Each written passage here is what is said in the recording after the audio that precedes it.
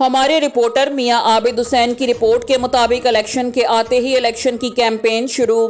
साबका मिनिस्टर चौधरी अफजल शाही ने भी अपने हलका में इलेक्शन की कैंपेन शुरू कर दी।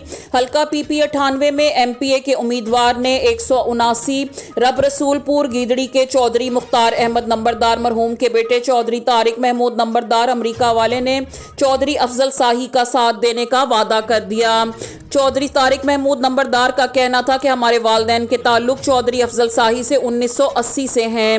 इलेक्शन कैंपेन के वक्त चौधरी तारिक महमूद नंबरदार के डेरे पर प्रोफेसर अनीस, मियां लियाकत अली, मियां साकिब बशीर, मियां साकिब कलीम, चौधरी मजहर इफ्तिखार नंबरदार, चौधरी यासीन शहबाज, चौधरी उस्मान सरफराज नंबरदार के साथ साथ अहले इलाका ने चौधरी अफजल शाही का साथ देने का वादा किया।